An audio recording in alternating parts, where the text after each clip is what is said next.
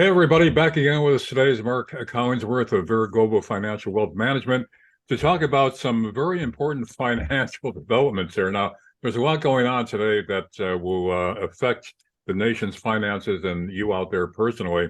First of all, the Fed now has raised interest rates again, but this time by only 25 basis points, 1/4%. That's less than it has been. The last time was 50, half a percentage point. Before that, it was 3/4 percentage point for a number of times. So now they're lessening it. They went from 50 the last time to 25 today, 1/4% basis point. So is that enough to start the recovery going? It is not, Larry. And this is where the real problem is. The Fed is now slacking off on raising rates. They were doing 75, then they went to 50. Now they're doing 25. The reason they're slacking off is because the economic data is just plummeting. I mean, you look at ISM numbers, you look at PMI numbers, you look at industrial production. These numbers are crashing economically. And the bad part about this is the economic numbers are coming down much, much faster than what the inflation rate is. Inflation is still running at 7%, but according to the ISM numbers, we've been in a recession for the last 3 months. So what should they have done? Eliminate no tax rate hikes today at all? Well, inflation's a lot worse than the slowing economic growth. So I think what they should have done, since they've pretty much already locked themselves into a recession this year, go ahead and raise rates another 75 basis points or 100 basis points. Get it in there, crush the inflation, because the higher you raise interest rates, the more you can cut it during the recession. So what you're saying is they have to keep the pressure on to bring down inflation, but the result of that is going to be some hurting among the working class people, correct? Correct. The result is they're treating the problem, but the treatment is causing more problems for the patient than it is for the actual symptoms. Biden and McCarthy are meeting today as we speak, presumably. Negotiations over raising the debt ceiling, and the rhetoric coming from the White House is that that's non-negotiable. Congress has a responsibility to raise the debt limit to keep the nation's economy intact. The Republicans are saying it has to be negotiated. There has to be less spending before they'll agree to raising the spending level. So what's going to happen there? How's it going to turn out? They're going to end up caving. It's one of these things politicians always like to kick the can down the road because their goal is to get reelected. It's kind of like the good parent, bad parent. The kids always love the parents that play video games with them, give them candy, give them cake, and they don't like the parents who do the right things for them, make them do their homework, make them eat healthy food. And that's the problem we're in. Politicians only get elected if they give away free stuff and don't take anything away. All right, so they are going to end up caving. Who? The Biden That administration or Congress? Congress will end up caving in the end. And that would be the House, controlled now by. That'll be in the House, and there might be some minor concessions. They might say, "Oh, they might brag about, oh, we got government spending reduced. We cut 1% off of the blah blah blah project." Well, the blah blah blah project probably only had a $5 million budget to begin with. So if you cut $500,000 from it, who cares? All right, so they'll end up caving in and allowing the debt ceiling to be raised. By how much do you think? Ooh, usually they've usually been doing the debt ceiling about $2 trillion, and usually we burn through that additional $2 trillion in about a year and a half. So it's business as usual. Now, how long can this continue, Mark, without dire consequences? Well, that's kind of the question. I mean, how long can you keep on running your credit cards up? Well, if I had in my basement a printer where I could print dollar bills, they could keep it going indefinitely, which is kind of what they're doing, right? That's exactly what they're doing. There's not that the government complains. Well, you have Democrats complain and say, "Hey, we have a cash flow problem." No, you don't have a cash flow problem. Mean they want to raise taxes to increase cash flow. They have a spending problem. You spend trillions of dollars on projects that do not help the United States. Look how much money's gone to the Ukraine. You could have avoided the Ukraine by just not stabbing Putin in the back on the deal that you cut with them with the NATO expansion. Yeah. Well, but again, since I have a printing press in my basement, I could print a limited amount of money. Why can't that keep going on indefinitely?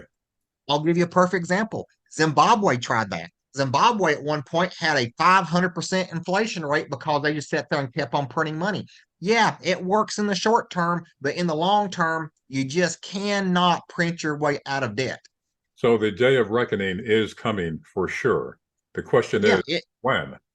that's the question. These things, and this is one of the advantages that the United States has, is 100% of its debt is based in US dollars.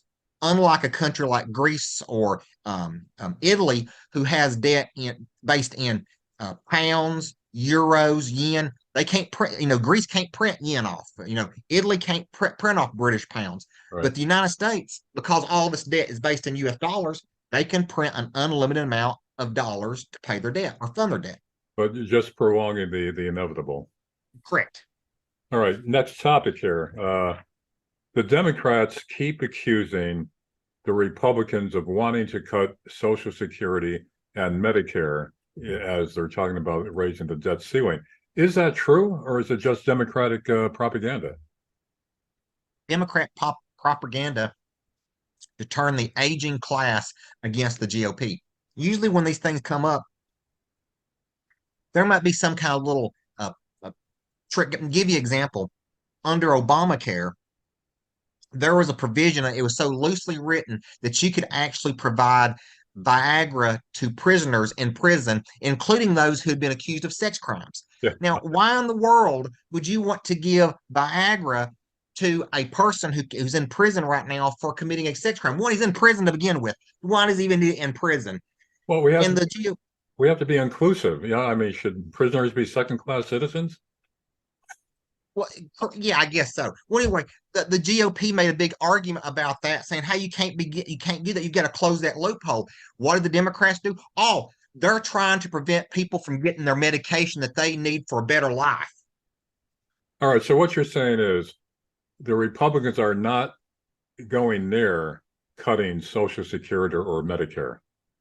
No, they might do some efficiency things, like there might be a Social Security building over in New Bern, Tennessee, that nobody even visits. They might say, "Hey, let's close that office down because nobody comes and visit it. That's going to save us $10 million a year." And the Democrats are going, "Oh, they're trying to cut $10 million from the Social Security budget." It's just they're just taking half truths and half lies and trying to turn it to their advantage. Well, there's been also a lot of grumbling about people that are taking advantage of Medicare and Social Security who never really put into it while they were working. Is that true? Is there a lot of actual fraud in Social Security itself? Correct. There is a lot of money. Social Security is very, very problematic. The One of the problems is when Social Security first started, there was I think 7 people contributing to Social Security for every one person withdrawing from it. Today, there is 7 people withdrawing from it for every one person contributing to it. Yeah, I actually heard it was a 10-to-1 ratio, but it was way up there where it was. Yeah, it's way up there. Yeah. And you have people like, I'll give you a perfect example. I know several people who their spouse died or something, so they might have 3, 4 kids, and the spouse died in a car wreck or for whatever reason, and those 3 kids now start collecting full Social Security benefits. Those 3 children never put money into the Social Security system. They're now drawing out of it until they're 18. And when they retire, when they're 65, 70, they'll start drawing money out of it again. So is that where the so-called fraud comes in, or are there people that are signing up for Social Security and putting in phony records of There, their work history? there is, there's that too. There's some fraud in it, but the fraud is not as big as the problem with people getting Social Security that may have never contributed to Social Security. I mean, you can be a disabled person that never contributed to Social Security at all and still collect Social Security. That'd be Social Security disability. Yeah, So you can get Social Security disability without ever having worked and you contributed to Social Security payment. correct. Yeah. And, So, and that's where the problems, and those are some of the problems that the GOP want to stop. But when they say stopping that, because I think that's fair. If you and I contribute to a program that's designed for us, why should a person that never contributed to it be able to drain it? well, how much of a drain is that on what the kind of fraud that we just talked about? Is that a big drain on Social Security? The drain on people, like we use the kids, the disabled Social Security. The government will not release the people that are on that, but I can name a dozen people that I know right now from friends and family that I know that that's actually happened to them. Wow. Well, also, if my memory serves me correctly, when Biden was in the Senate, he was talking, when they were talking about rounds of cuts, he said everything is on the line, including Social Security. So Biden himself was espousing that.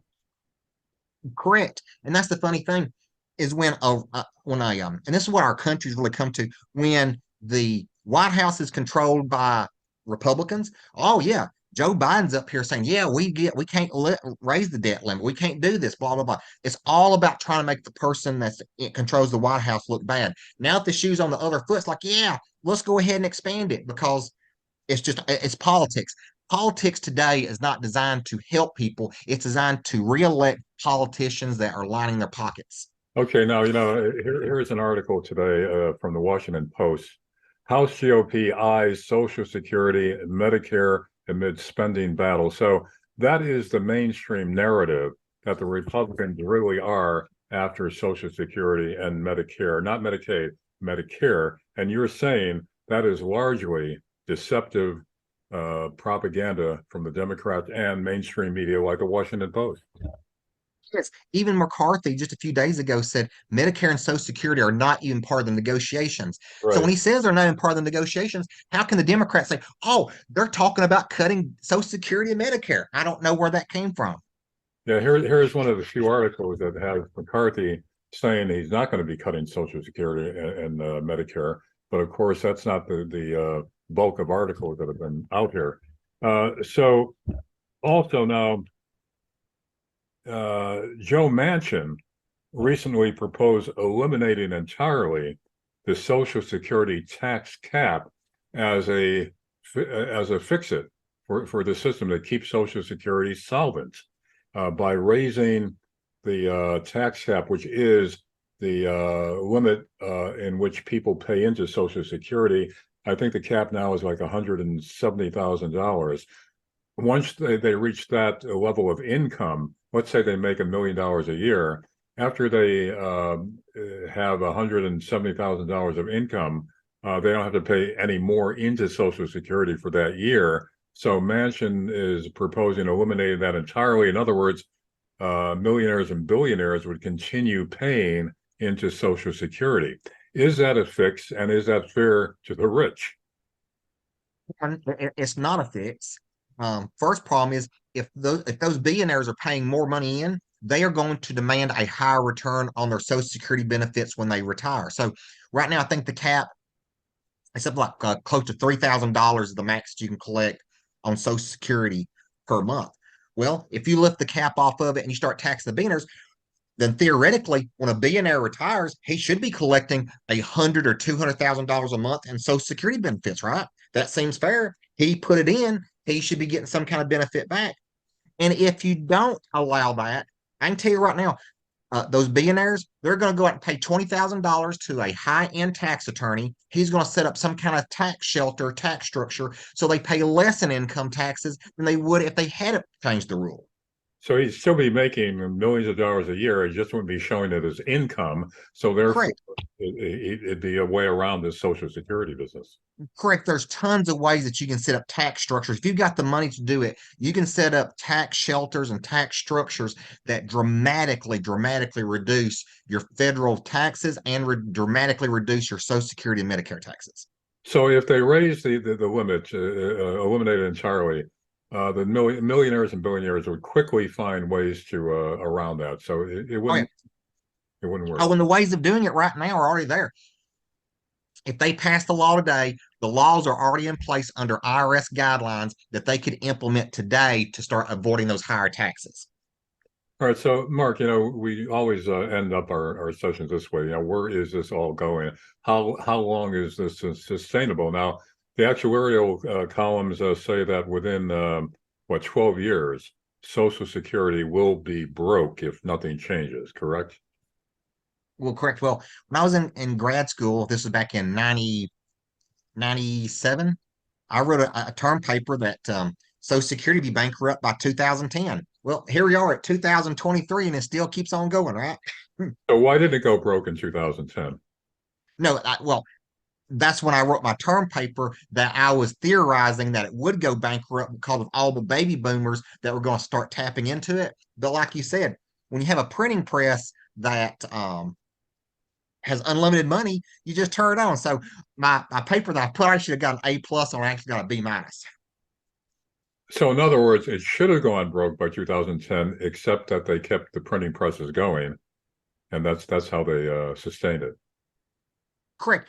A lot of people don't realize this, but the entire Social Security count is nothing but IOUs. There's no money in the Social Security bank. Yeah, Gore, when he was running for president, talked about putting it into a lockbox. Was it ever in a lockbox that it couldn't be accessed except for Social Security payouts? Tell you a funny story here. I forget the actual number, but since Social Security was actually put in place, I think in 1934 something during the Great Depression, Mhm. Social Security was designed that if you contributed $100 went into a lockbox per se that had your name on it, and that $100 was only going to be used for you because you contributed plus a small return. Since Social Security's been put together, I think there's been something like 11 changes have been made to Social Security laws that have changed that to where now the Social Security benefits are now put in IOUs or put in government debt. You can do the disability things, all these different things. And all 11 changes occurred when the Democrats were in power, not when GOP was in power. All right. So what else is Social Security money being used for? Why those IOUs are there? What are they Well, using it for in addition to oh, Social Security payment? I'll tell you what happens. So let's say the government collects $10 billion in Social Security from your paycheck for Mhm. the year, right? That $10 billion goes into the Social Security bank account, and that Social Security bank account goes out and buys $10 billion worth of U.S. Treasury bonds. Right.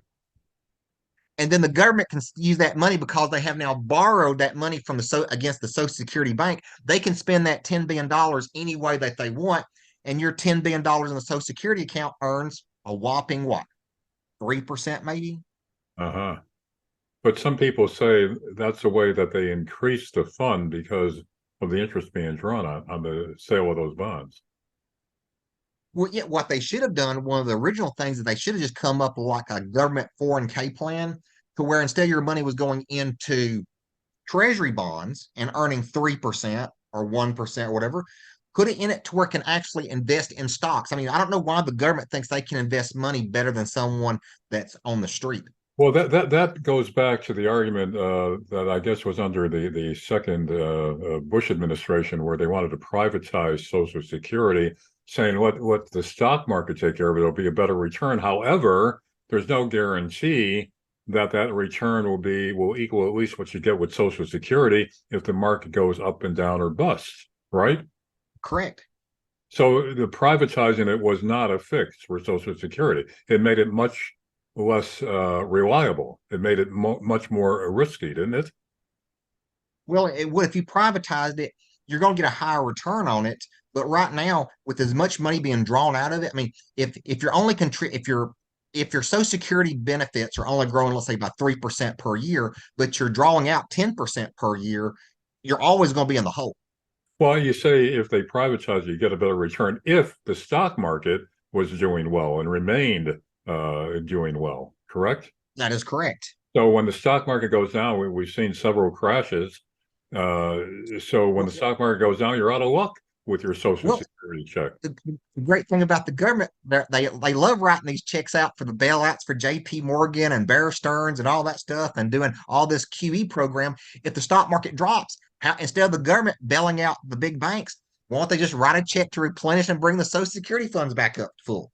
Yeah, but the proposal to privatize it didn't have that mechanism in it, did it? Where the government would It make did not because that the reason why that mechanism wasn't in there because it worked. yeah, I so mean, therefore they weren't gonna they weren't gonna make sure that the recipients, the working class, would be getting a steady income, a reliable income. They just yeah, want to make sure the banks didn't lose out. correct. Why not? Why not? I mean, the government, when they did the TARP plan for bailing out all the big banks, they wrote out an $800 billion check to bail out the banks in 2008. I mean, why couldn't you send the $800 billion to all the citizens in the United States? All right, what about the argument I think they used with that in unless you bailed out the banks, the whole economy would crash because the banks are the steadying influence on the financial system. Without, if the banks go down, then everybody loses everything that they've got connected with the banks. So therefore, you've got to prop up the banks before you prop up the individual recipients of Social Security.